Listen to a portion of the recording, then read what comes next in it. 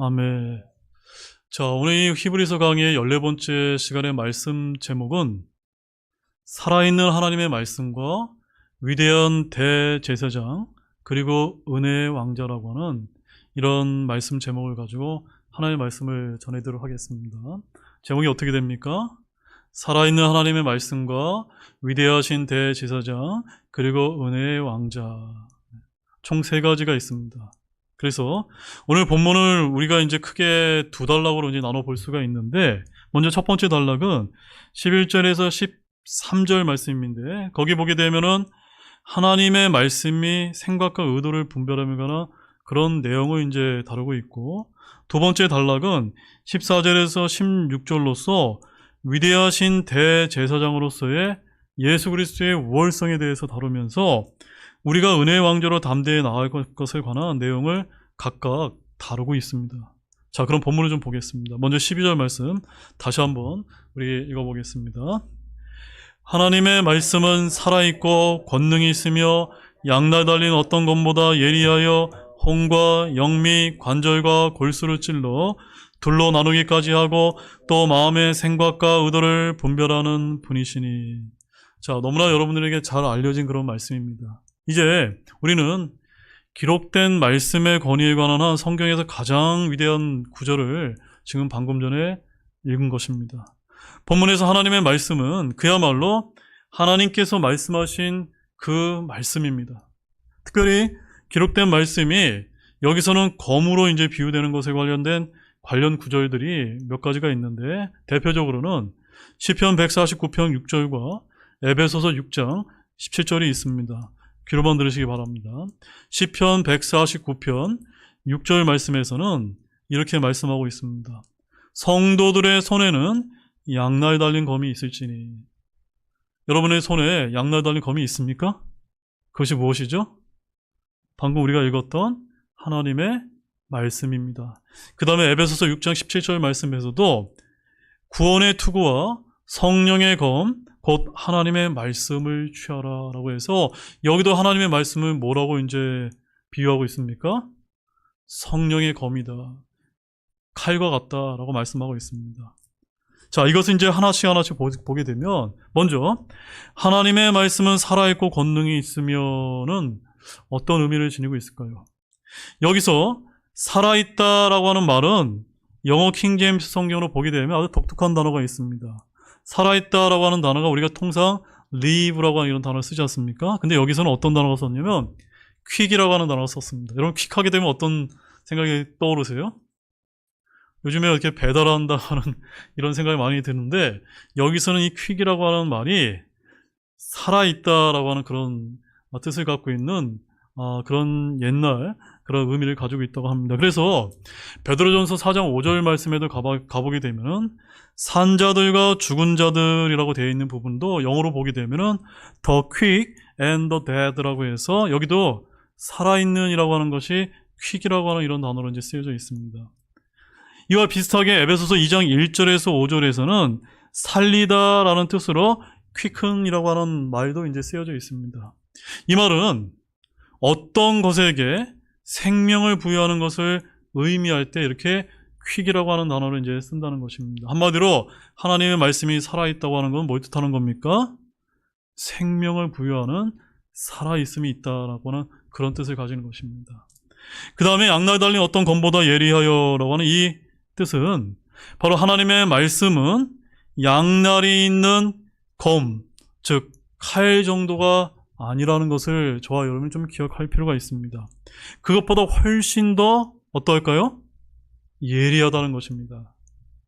양날이 번뜩이게 선 칼을 여러분 맨손으로 잡고 장난치는 사람의 모습을 한번 상상해 볼 수 있습니까?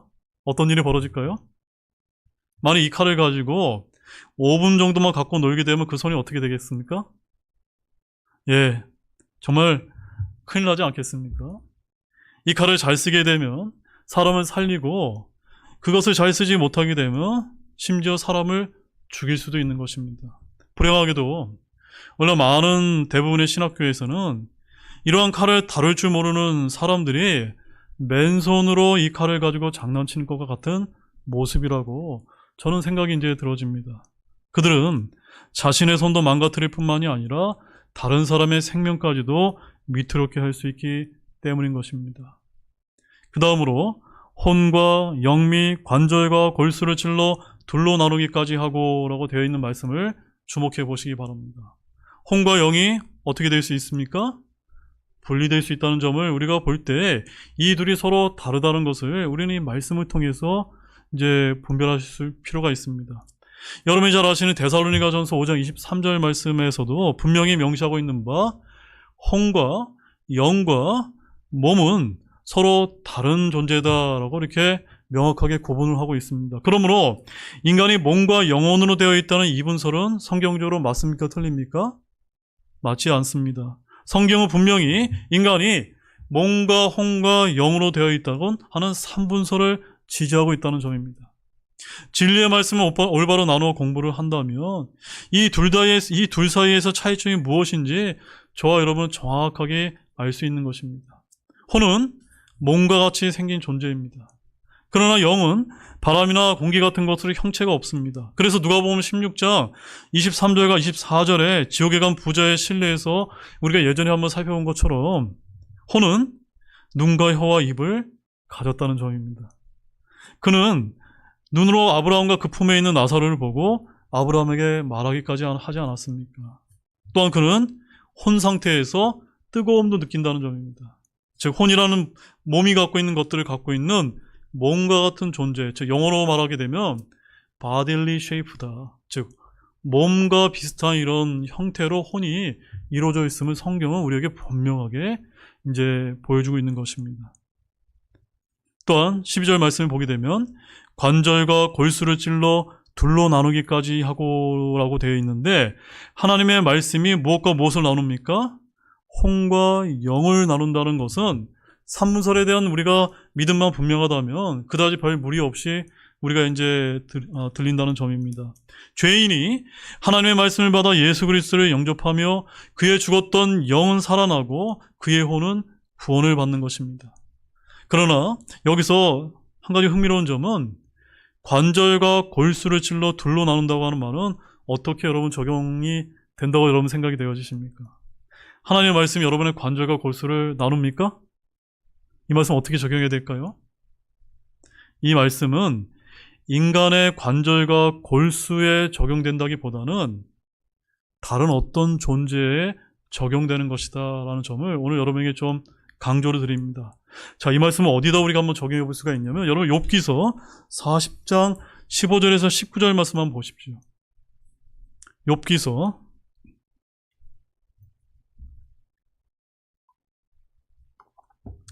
40장 15절에서 19절 말씀에 가보게 되면은 자, 15절 말씀에 가보게 되면은 어떤 존재가 등장하는 것을 볼 수가 있습니까?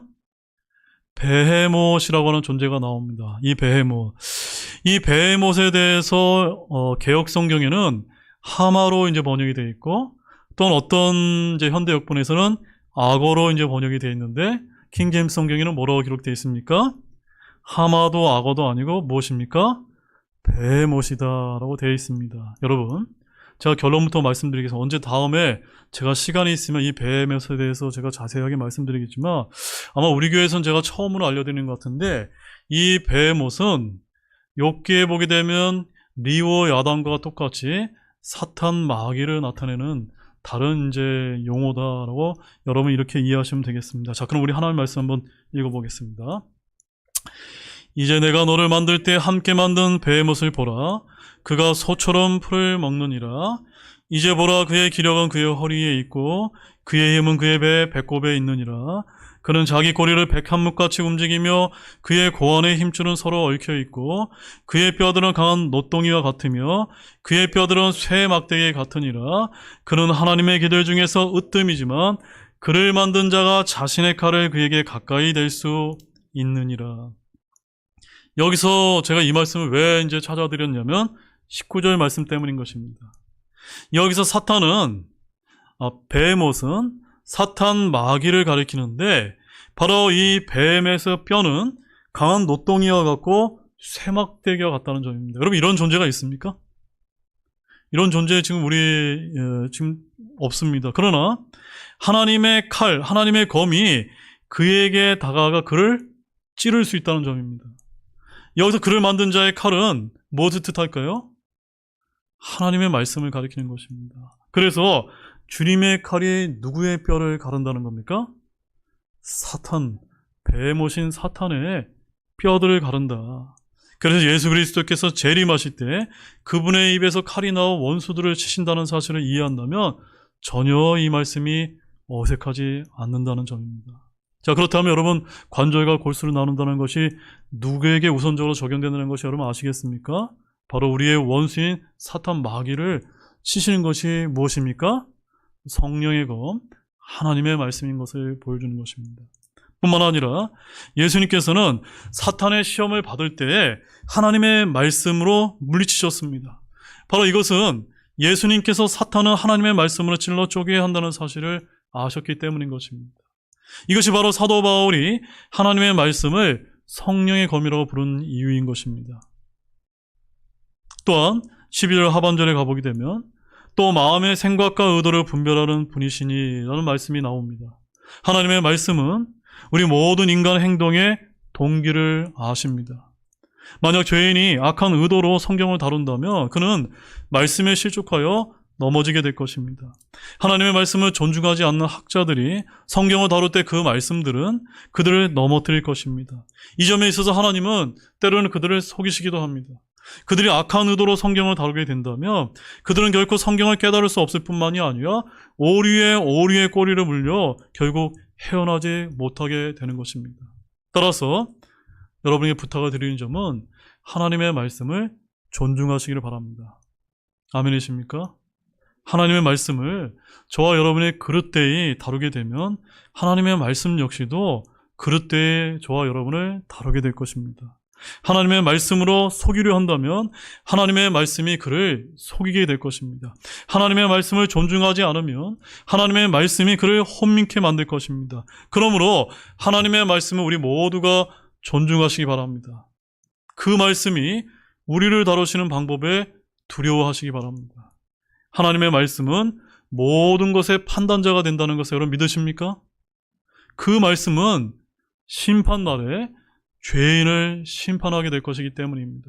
여러분 요한복음 12장 48절 말씀 한번 찾아보십시오. 요한복음 12장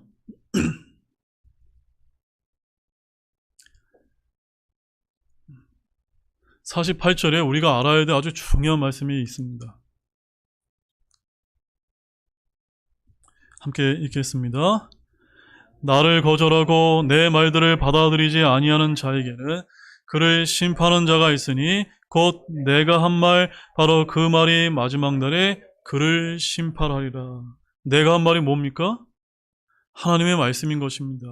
하나님의 말씀만이 마지막 날에 심판하는 그런 기준이 되는 것입니다. 그래서 많은 사람들이 이것은 성경이 옳다 그르다 판단하고 이 부분은 이렇다 저렇다 판단할지라도 그들은 모두 이 말씀 앞에서 판단받게 된다는 점입니다. 어떤 개인이든지 교회이든지 신학교이든지 그들이 행하는 것들의 옳고 그름을 이 하나님의 말씀으로 판단을 받는 것입니다. 그래서 우리는 우리 손에 들려있는 이 성경에 비추어서 많은 이들을 판단을 해야 되는 것입니다. 하나님의 말씀은 이 모든 것을 판단합니다. 그들이 어떤 의도를 가지고 있든지 그들을 판단할 것입니다. 여러분, 잠시 이 부분에 있어서 미국에 제가 아주 존경하는 어떠한 목사님께서 성경을 대할 때 이렇게 기도한다고 하는데 잘 들어보시기 바랍니다. 이 목사님이 어떻게 기도하시는지. 주님은 제가 어리석고 무능하다는 것을 너무나 잘 아십니다. 영적으로 내 머릿속에는 아무것도 없다는 것을 주님은 아십니다. 제가 가진 어떤 지혜나 재능이나 건강이나 지식이나 이해력도 주님께서 제게 주신 것일 뿐 주님은 이 모든 것을 단 5초 이내에 저에게서 빼앗아 가실 수 있습니다. 이제 말씀해 주시옵소서. 주여, 제가 듣겠나이다. 저로 깨닫게 하소서. 만약 주님이 저를 책망하신다면 그것은 저에게 옳습니다. 다만 제가 바라건대 주의 말씀에서 뭔가를 제게 주시옵소서. 어떤 것이라도 제게 보이소서. 주님이 제게 주시는 것은 무엇이든지 제가 취할 것이며 주님의 은혜로 말미암아 그것을 믿을 것이며 또 그것을 실행하겠습니다. 여러분 귀하지 않습니까? 우리가 성경 신자라면 이와 같은 이제 기도로 주님께 나아가는 이제 태도가 필요한 것입니다. 또한 성경은 분별하는 분이십니다. 성경은 서로 다른 어떤 것도 길게 취급하지 않고 분리한다는 점입니다. 어떤 것이 사실인지 또 어떤 것이 옳은 교리인지 성경은 스스로 분별합니다.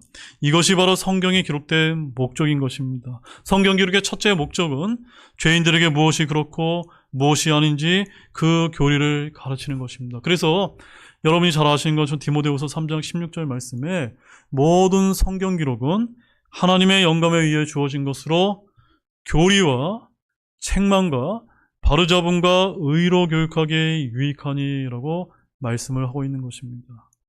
자, 여러분, 오늘 본문 히브리서 기자가 본문에서 하나님의 말씀이 살아있고 권능이 있으며 양날달리 어떤 것보다 예리하다고 한 것은 본문 11절 말씀과 연관지어서 볼 때 더더욱더 의미가 선명해진다는 점입니다.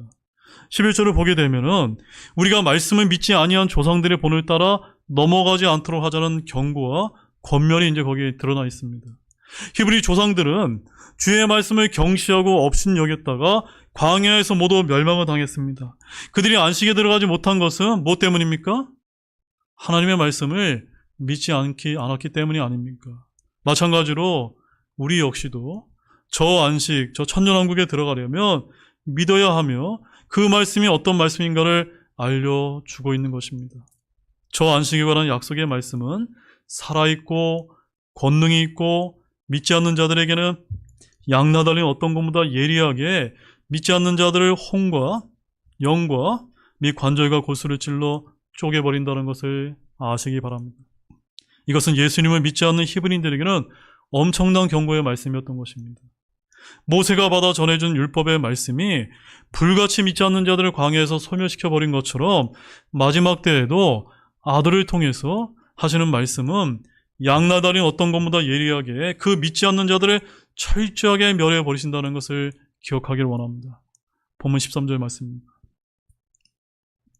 함께 읽겠습니다. 그분의 눈앞에서 드러나지 아니하는 창조물이 하나도 없고 모든 것이 우리와 상관하시는 분의 눈에 벌거벗은 채 드러나 있느니라. 이 말씀 역시 중요합니다. 모든 창조물이 나타나는 것은 누구 앞입니까? 누구 앞이죠? 이 구절에서 그분이 가리키는 것이 무엇일까요? 그분. 그래서 바로 12절에 있습니다. 그분이 누굽니까? 바로 하나님의 말씀입니다. 즉 본문에서 그분은 하나님의 말씀을 의인화해서 지금 말하고 있는 것입니다. 주님은 우리의 속 중심과 마음을 다 감찰하시고 그 무게를 달아 보시는 분이십니다.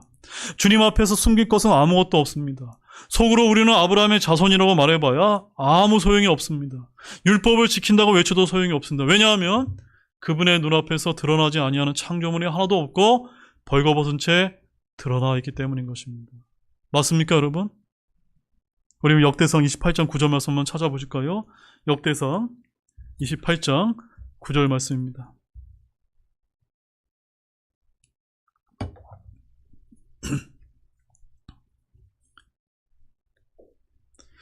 여기 보게 되면 우리 솔로몬 아들인 솔로몬을 향한 이 말씀이 이제 기록이 되어 있습니다. 자, 함께 읽어보겠습니다. 내 아들 너 솔로몬아, 너는 내 아버지 하나님을 알고 완전한 마음과 자원하는 생각으로 그분을 섬길지어다. 주께서는 모든 마음을 살피시며 생각으로 상상하는 모든 것을 아시나니 내가 만일 그분을 찾으면 만날 것이나 내가 만일 그분을 버리면 그분께서 너를 영원히 버리시리라.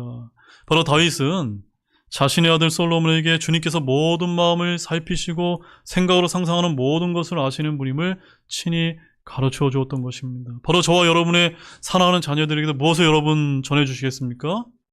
이와 같은 다윗의 말씀을 여러분의 자녀들에게 알려주시길 원합니다. 주 하나님이 어떠한 분이신지, 그분의 말씀이 무엇인지를 여러분의 자녀들에게, 여러분의 지인들에게, 여러분의 친구들에게 전해주시길 원합니다. 요한일서 3장 20절 말씀에도 이런 말씀이 있습니다. 이는 우리 마음이 우리를 정죄하거든 하나님은 우리 마음보다 크시며 모든 것을 아시기 때문이라. 여러분, 주님의 눈앞에 드러나지 않는 것이 없다는 말은 무슨 뜻일까요? 바로 주님께서 모든 것을 다 아신다는 뜻입니다. 주님의 눈을 속이거나 감출 수 있는 것은 있습니까? 없습니까? 없습니다. 이것을 성경은 모든 것이 우리와 상관하시는 분의 눈에 벌거벗은 채 드러나 있느니라라고 여기서 말씀하고 있는 것입니다. 겉으로는 유대인이요 율법을 지킨다고 하는 히브리인들에게 성경은 그 마음의 주의 말씀을 믿지 않을 때 그것이 다 그분의 눈앞에서 완전히 다 드러나게 된다는 뜻입니다. 율법 준수나 기타 어떤 행위로도 하나님 앞에서 자신의 불신을 가릴 수 없다는 엄중한 경고의 말씀을 여기서 하고 계신 것입니다. 여러분, 당시 아브라함의 씨들로서 히브리인들의 선민의식, 육체의 할례, 안식일의 준수, 절기 준수, 음식 규례, 성전 희생물 등은 그들의 종교 전통이지 결코 믿음이 아니었습니다. 그들은 조상 때부터 물려받은 헛된 행실과 유대교라고 하는 종교와 조상들의 전통과 율법으로 결코 자신들을 가릴 수가 없었던 것입니다. 그래서 성경은 말씀하기를 그들은 우리와 상관하시는 분의 눈에 벌거벗은 채로 드러나 있느니라라고 하시는 것입니다. 하나님의 말씀이 살아있고 권능이 있어 양날 달린 어떤 것보다 예리하고 모든 것이 우리와 상관하시는 그분의 눈앞에 드러나 있다면 과연 누가 구원을 받고 누가 저 안식에 들어갈 수 있단 말입니까? 어떻게 남아있는 안식에 들어갈 수 있을까요? 거기에 대한 해답은, 그런 질문에 대한 해답은 14절 말씀에 나와 있습니다. 본문 14절 함께 읽겠습니다. 그런즉 위대하신 대제사장 곧 하늘로 들어가신 하나님의 아들 예수님께서 우리에게 계시니 우리가 우리의 신앙 고백을 굳게 붙들자. 그 질문에 대한 해답을 여러분 발견하셨습니까? 즉, 이 구절은 히브리서 3장 1절에서 말한 우리 신앙 고백의 사도이시며 대제사장이신 예수 그리스도에 관한 증언인 것입니다. 히브리인들은 우리에게도 믿음의 조상들이 있다, 모세가 있다, 대언자가 있다, 제사장들이 있다, 성전이 있다, 우리에게 율법이 있다, 랍비들의 전통이 있고 장로들의 유전이 있고 수천 년 동안 축적되어 온 지혜의 산물인 탈무드가 있다라고 이렇게 얘기하지만 그러한 것들로는 저 안식에 들어갈 수 있습니까? 없습니까? 없습니다. 누구를 붙들어야 하면 됩니까? 저 안식에 들어가려면 위대하신 대제사장이신 예수 그리스도를 너희가 믿어야 들어갈 수 있다라고 말씀을 하고 있는 것입니다. 믿음의 대상이 무엇입니까? 첫째, 예수 그리스도이십니다. 하나님을 믿는다고 저 안식에 들어가는 것이 아닙니다. 예수 그리스도가 참 하나님이시요 주 하나님이심을 그들이 믿어야만 했다는 점입니다. 둘째는 아들을 통해 하신 하나님의 말씀입니다. 이 말씀은 이전 시대의 대언자들을 통해 하신 말씀과 달리 친히 아들을 통해 하신 말씀이었던 것입니다. 세 번째는 새로운 대제사장입니다. 히브리인들은 조상 때부터 율법에 따른 아론의 계열, 레위체계의 제사장, 대제사장에 있는 것으로 만족해서는 안 된다는 점입니다. 그래서 14절 말씀에 뭐라고 이야기합니까? 그런즉 위대하신 대제사장 곧 하늘로 들어가신 하나님의 아들 예수님께서 우리에게 계시니라고 하는 이 믿음과 이 신앙 고백이 있어야 된다는 점입니다.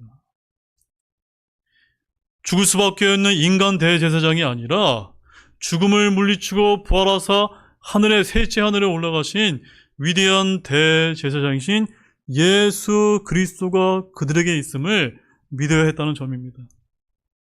레위 지파의 제사장이 아닌 대제사장이 우리에게 있다는 것입니다. 이분은 하늘들로 들어가신 하나님의 아들 예수님이십니다. 히브리인들은 이 신앙 고백을 굳게 붙들어야 성경 본문에서 남아있는 안식, 한 안식, 저 안식에 들어갈 수 있다라고 권면하고 있는 것입니다. 히브리서 4장의 핵심이 바로 이것인 것입니다. 신약의 그리스도인들은 이미 예수 그리스도를 믿음으로 혼의 안식에 들어갔고 우리는 하늘의 왕국에서 그리스도와 함께 왕과 제사장으로 통치하게 약속이 되어 있는 것입니다. 본문 15절 말씀입니다. 읽겠습니다. 우리에게 계신 대제사장은 우리의 연약함의 감정을 느낄 수 없는 분이 아니요 모든 점에서 우리와 똑같이 시험을 받으셨으나 죄는 없으신 분이시니라. 자, 히브리서 기자는 예수 그리스도를 일컬어서 구원자가 아니라 뭐라고 지칭하고 있습니까? 우리에게 계신 대제사장은 이라고 이렇게 반복해서 언급하고 있다는 점입니다. 바로 율법의 근거에서 예수님의 사역과 역할과 존재를 증언하기 위함입니다. 이 부분은 히브리서 2장 18절에서 설명한 것과 같은 내용인데 주님께서는 여기서 모든 고난을 겪으신 구주로 묘사되고 있습니다. 그래서 그분은 우리의 연약함을 동정할 수 있습니다. 이 말은 우리가 아프면 주님은 그것에 대해서 다 아실까요? 모르실까요? 다 아신다는 점입니다. 우리가 슬퍼하고 실족해 있으면 그건 역시도 다 알고 계신다는 점입니다. 우리는 그분의 것이 아닙니까? 그분은 우리의 모든 슬픔들을 자신의 것처럼 살피시는 분이십니다. 왜냐하면 우리는 그분의 몸의 한 부분이기 때문입니다. 성경은 한 지체가 고통을 받으며 모든 지체가 고통을 받고 한 지체가 영광을 받으며 모든 지체가 함께 기뻐한다고 말합니다. 하물며 지체의 머리 되신 예수님께서 얼마나 더 그 지체들에 대해서 잘 알고 계실까요? 15절 말씀에 모든 점에서 우리와 똑같이 시험을 받으셨으나, 바로 이 말씀은 갈보리 십자가 위에서 절정을 이룬다는 점입니다. 우리의 모든 죄를 다 담당하셨기 때문에 그것은 그 순간 온 종류의 죄의 시험을 다 맛보셨던 것입니다. 시험을 받는 것은 죄가 아닙니다. 우리와 똑같은 사유가 피를 취하셨고 우리의 연약함의 감정을 몸소 느끼셨고 모든 점에서 우리와 똑같이 시험을 받으셨지만 죄가 없으시고 죄를 알지 못하시고 죄를 짓지 아니하시는 분은 오직 예수님 뿐입니다. 히브리인들은 바로 자신들에게 율법에 따라 세워진 대제사장이 아니라 이러한 위대한 대제사장이 있다는 사실을 알고 그분을 믿어야 한다는 그런 말씀인 것입니다. 이분은 혼의 속죄를 위해 자신의 피를 흘리시고 자신의 몸을 희생물로 드리신 위대한 대제사장이셨던 것입니다. 우리에게 계신 대제사장은 우리의 죄와 불법과 허물과 연약함과 또한 질병을 친히 자신의 몸으로 담당하신 분임을 아시기 바랍니다. 마지막 16절 말씀입니다. 함께 읽겠습니다. 그러므로 우리가 긍휼을 얻고 필요한 때에 도우시는 은혜를 얻기 위해 은혜의 왕자로 담대히 갈 것이니라. 여러분, 앞부분에 가보게 되면 우리가 긍휼을 얻고 필요한 때에 도우시는 은혜를 얻기 위해라고 말하고 있습니다. 저와 여러분에게 은혜가 필요합니까? 맞습니다. 필요합니다. 지속적으로 필요합니다. 성경에서 가장 위대한 선언 중에 하나는 하나님의 긍휼이 영원히 지속된다는 걸 여러분 알고 계십니까? 그래서 시편 136편을 여러분들이 가보시게 되면 이러한 선언이 26번이나 반복해서 강조되고 있습니다. 이 사실은 항상 유효하지만 하나님 편에서만 가능합니다. 왜냐하면 특별히 이 시대에는 갈보리로 나오는 사람들에게 이러한 긍휼이 주어지기 때문입니다. 하나님께서는 죄인들에게 긍휼을 베푸실 장소를 선정하셨는데 바로 갈보리가 이 지구상에서 긍휼을 얻을 수 있는 유일한 장소였던 것입니다. 또한 필요한 때에 도우시는 은혜는 여러 가지 은혜들 중에 하나인데 이 은혜는 에베소서 2장 8절에서 말하고 있는 것처럼 믿음으로 말미암아 은혜를 구원받는 그런 은혜를 가리키는 것이 아닙니다. 은혜라는 것이 반드시 구원에만 한정되는 것이 아니기 때문입니다. 고린도후서 8장 6절과 7절에서도 구원과 관계없는 또 하나의 은혜를 말하고 있는데 오늘 본문에서 말하고 있는 은혜 역시도 우리가 살아가면서 필요한 때에 하나님으로부터 힘을 공급받는 그 은혜를 말하는 것입니다. 하나님께서 바울에게 고린도후서 12장 9절에서 내 은혜가 내게 족하도다 라고 말씀하셨을 때 하나님께서 언급하신 은혜가 바로 오늘 본문에서 말하고 있는 그 은혜인 것입니다. 이런 종류의 은혜는 우리가 시험에 처해 있거나 억눌림에 당해 있거나 죄의 유혹에 처해 있거나 죽고 싶을 만큼 힘든 상황에 처해 있을 때 하나님께서 우리에게 힘을 돋워 주시는 영적인 선물인 것입니다. 그러므로 이런 필요할 때 도우신 은혜를 받기 위해서는 어디로 나아가면 됩니까? 예수님이신 은혜의 왕자로 나아가야 되는 것입니다. 그래서 우리가 하나님의 은혜로 왕자로 나아가게 될 때 예수 그리스도에는 그 어떤 중보자가 필요합니까? 안 필요합니까? 필요하지 않습니다. 그래서 천주교에서 얘기하는 것처럼 거룩한 마리아나 신부나 교황도 필요 없습니다. 왜냐하면 우리는 예수 그리스도로 말미암아 하나님께 나아갈 수 있는 아들의 자격을 얻었기 때문인 것입니다. 여러분, 어떤 사람이 방에 들어올 때 노크를 하지만 그에게 아들이 있다면 그 아들은 노크를 할까요? 안 할까요? 하지 않습니다. 아들은 아버지의 방을 문을 열기 위해서 열쇠를 필요로 할까 안 할까요? 필요로 하지 않습니다. 그 문은 아들에게는 이미 열린 문이기 때문입니다. 아들은 아무 때나 아버지 방에 들어올 수 있는 것이 아닙니까? 그래서 하나님은 우리를 뭐로 부르시죠? 아들이다라고 우리를 부르고 계시지 않습니까? 우리 요한복음 1장 12절 말씀을 우리 한번 마지막 말씀 한번 읽어보겠습니다. 잘 아시는 말씀이지만 그 말씀을 통해 정말 우리가 어떤 존재인지를 다시 한번 우리 확인하는 그런 시간이 되었으면 좋겠습니다. 함께 읽겠습니다. 그분을 받아들인 자 곧 그분의 이름을 믿는 자들에게는 다 하나님의 아들들이 되는 권능을 그분께서 주셨으니. 여러분 다 이 말씀을 믿고 계십니까? 그러면 여러분들은 다 하나님의 아들들이십니다. 그러면 우리가 하나님께 나아감에 있어서 담대하지 못할 이유가 있습니까? 없습니까? 없습니다. 그러므로 우리에게는 문이 있습니다. 우리는 그 문을 통하여 출입할 수가 있습니다. 바로 예수 그리스도, 그분께서 그 문이 아니십니까? 이제 긍휼을 얻기 위해서는 한 가지만 필요합니다. 긍휼 많은 대제사장에 나아가는 것입니다. 지금까지는 동물 희생제를 들고 성전으로 나와서 제단 위에 그것을 올렸습니다. 그러나 예수님께서 갈보리 십자가에서 죽으시고 성전의 휘장이 둘로 갈라져 찢어진 다음에는 이제 긍휼을 얻고 필요한 때 도우시는 은혜를 얻기 위해서 우리가 기도로 은혜의 왕자로 나아갈 수 있다는 점입니다. 믿는 자들에게는 그분의 왕자는 은혜의 왕자입니다. 그러나 믿지 않는 자에게는 그분의 왕자는 심판의 왕자임을 기억하십시오. 우리는 언제든지 은혜의 왕자로 나아갈 수 있습니다. 그래서 히브리서 기자는 동족 히브리인들에게 예루살렘의 성전 제단으로 나아가라고 말하고 있지 않습니다. 긍휼을 얻고 필요한 때에 도우시는 은혜를 얻기 위해 은혜의 왕자로 담대히 나아가라고 이제 권면하고 있는 것입니다. 바로 주님께 나아가 담대함은 우리 주님께서 저와 여러분을 흘리신 피가 있기 때문에 가능한 것을 깨닫기를 원합니다. 이제 결론을 맺겠습니다. 사랑하는 여러분, 믿음 생활하면서 세 가지만 꼭 붙드시기 바랍니다. 그것은 무엇일까요? 우리에게는 살아있는 하나님의 말씀이 있다.